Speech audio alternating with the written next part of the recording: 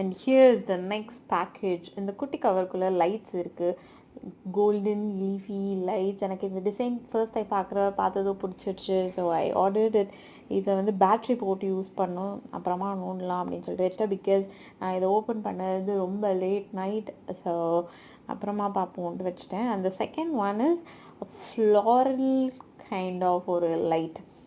Order பண்ணும்போது இதோட title description எதுவுமே பார்க்கல. ஜஸ்ட் இந்த டிசைன் பிடிச்சிருந்த ஒரே காரணத்தினால நான் அதை வாங்கிட்டேன். வந்த அப்புறம் தான் தெரியுது இது ஒரு சோலார் பேஸ்டு எல்இடி லைட்ஸ்ன்னு. நல்ல வேலை எதுவும் டம்மி பீஸை ஆர்டர் பண்ணாமல் போயிட்டேன். நெக்ஸ்ட் டே இதை செக் பண்ணி பார்த்தேன், ரொம்ப நல்லாவே ஒர்க் பண்ணுது. ஸோஃபார் ஐ எம் லைக்கிங் இட்.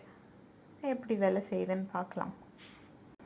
இது ரெண்டுத்தையும் முடித்ததுக்கப்புறம் இந்த ப்ரௌன் பாக்ஸ், அதுக்குள்ளே என்ன இருக்குதுன்னு எனக்கு தெரியும். அதுக்கு இவ்வளோ பெரிய டப்பா வேணுமா அப்படிங்கிறது என்னோடய மனக்குமுறல். ஏன்னா இதை ஓப்பன் பண்ணுறதுக்குள்ளே நான் பட்ட பாடு இருக்கே, ஐயோயோயோயோ. கஷ்டப்பட்டு ஓப்பன் பண்ணி உள்ளே பார்த்தா என்ன இருக்குன்னு நீங்களே பாருங்கள். ஒரு 6 குச்சிக்கு. ஆனால் நல்லா தான் இருந்துச்சு, பேக்கிங் உடையாமல் வந்தது. இதே சேம் ப்ராடக்ட் நான் கடையில் பார்த்துருந்தேன். அங்கே இதோட டபுள் ட்ரிப்பிள் ப்ரைஸ்ன்னு சொல்லலாம். பட் இங்கே ரொம்ப சீப்பாகவே கிடச்சது ஆன்லைனில். அந்த குவாலிட்டி சொல்ல தேவையில்லை, ரொம்பவே நல்லா இருந்தது.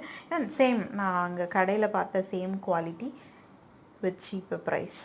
நானும் என் ஃப்ரெண்டும் கடைக்கு போயிருக்கும் போது தான் இதை பார்த்தோம். அவங்களுக்கும் இது பிடிச்சிருந்தது.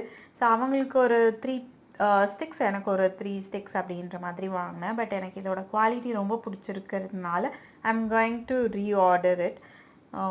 இன்னும் கொஞ்சம் வாங்கி அதை பஞ்சாக வச்சா நல்லாயிருக்கும்.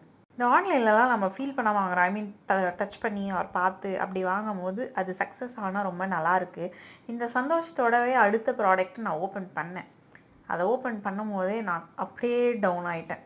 எனக்கு ஒரு பிக் ரவுண்ட் ட்ரே வாங்கணும்னு இருந்தது. அண்ட் இந்த ட்ரேவை பார்த்ததும் நான் வாங்கிட்டு பார்த்தா இதோட சைஸ் என் கையளவுக்கு தான் இருக்குது. அதை மட்டும் வாங்காமல் இன்னொரு ரெக்டாங்கிள் ட்ரேவும் வாங்கி அதுவும் என் கையளவுக்கு தான் இருக்குது. இது ரெண்டுத்தை வச்சு நான் என்ன பண்ணுறது? கண்டினியூஸாக ஒரு 3 நல்ல ப்ராடக்ட்ஸ் பார்த்துட்டு இதை பார்த்ததும் எனக்கு கொஞ்சம்